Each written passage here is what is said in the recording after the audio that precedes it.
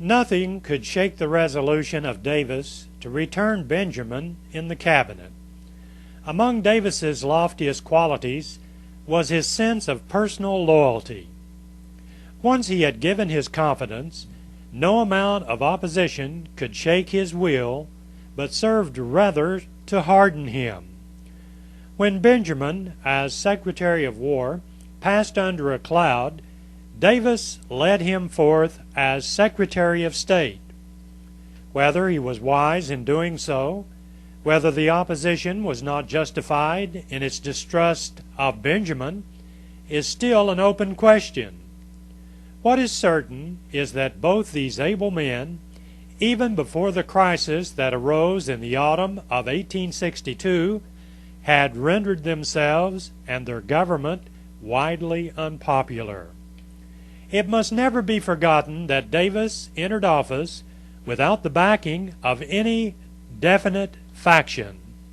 He was a dark horse, a compromise candidate. To build up a staunch following, to create enthusiasm for his administration, was a prime necessity of his first year as president. Yet he seemed not to have realized this necessity. Boldly, firmly, dogmatically, he gave his whole thoughts and his entire energy to organizing the government in such a way that it could do its work efficiently. And therein may have been the proverbial rift within the lute. To Davis, statescraft was too much a thing of methods and measures, too little a thing of men and passions.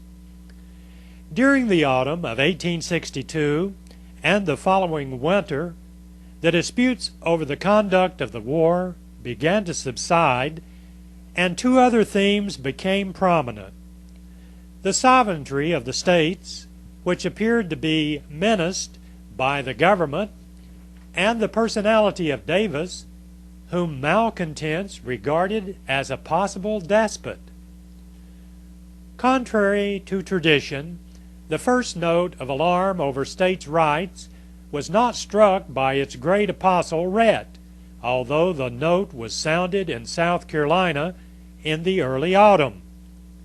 There existed in the state at that time an extra assembly called the Convention, which had been organized in 1860 for the general purpose of seeing the state through the Revolution. In the convention in September 1862, the question of a contest with the Confederate government on the subject of a state army was definitely raised. It was proposed to organize a state army and to instruct the legislature to take effectual measures to prevent the agencies of the Confederate government from raising troops in South Carolina except by volunteer enlistment or by applying to the executive of the state to call out the militia as by law organized, or some part of it to be mustered into the Confederate service. This proposal brought about a sharp debate upon the Confederate government and its military policy. Rhett made a remarkable address which should of itself quite forever the old tale that he was animated in his opposition solely by being a disappointed candidate for the presidency. Though as sharp as ever against the government, and though agreeing wholly with the spirit of the state army plan, he took the ground that circumstances at the moment rendered the organization of such an army inappropriate. A year earlier he would have strongly supported the plan.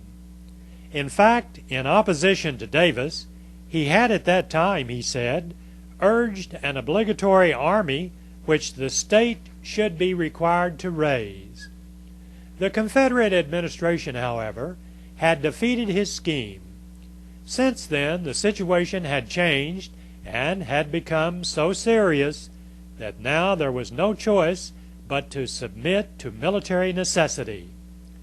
He regarded the general conscription law as absolutely necessary to save the Confederacy from utter devastation, if not final subjugation. Right or wrong, the policy of the administration had left us no other alternative. The dominant attitude in South Carolina in the autumn of 1862 is in strong contrast because of its firm grip upon fact with the attitude of the Brown faction in Georgia. An extended history of the Confederate movement, one of those vast histories that delight the recluse and scare away the man of the world, would labor to build up images of what might be called the personalities of the four states that continued from the beginning to the end parts of the effective Confederate system: Virginia, the two Carolinas, and Georgia. We are prone to forget that the Confederacy was practically divided into separate units as early as the capture of New Orleans by Farragut. But a great history of the time would have a special and thrilling story of the conduct of the dedicated Western unit, the isolated world of Louisiana, Arkansas, and Texas, the Department of the Trans-Mississippi, cut off from the main body of the Confederacy and hemmed in between the Federal Army and the deep sea. Another group of states, Tennessee, Mississippi, Alabama, became so soon and remained so long a debatable land on which the two armies fought, that they also had scant opportunity for genuine political life. Florida, small and exposed, was absorbed in its gallant achievement of furnishing to the armies a number of soldiers larger than its voting population. Thus, after the loss of New Orleans, one thing with another operated to confine the area of full political life to Virginia and her three neighbors to the south. And yet, even among these states, there was no political solidarity or unanimity of opinion, for the differences in their past experiences, social structure, and economic conditions made for distinct points of view.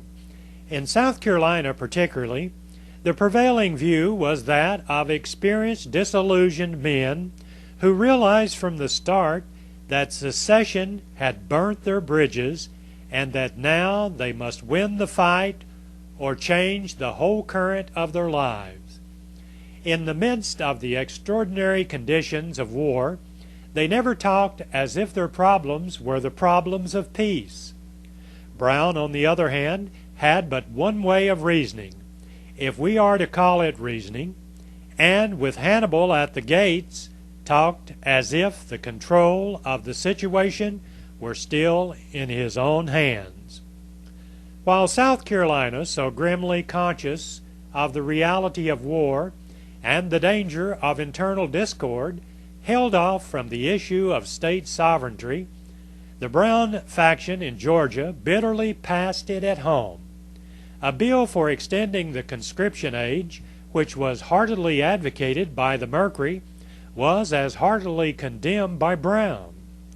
To the President he wrote announcing his continued opposition to a law which he declared encroachment upon the reserved rights of the state and strikes down her sovereignty at a single blow. Though the Supreme Court of Georgia pronounced the Conscription Acts constitutional, the governor and his faction did not cease to condemn them. Lyndon Stevenson, as well as his famous Kingsman, took up the grudges. In a speech before the Georgia legislature in November, Lyndon Stevenson borrowed almost exactly the governor's phraseology in denying the necessity for conscription, and this continued to be the note of their faction throughout the war. Conscription checks enthusiasm was even their cry. We are invincible under a system of volunteering. We are lost with conscription.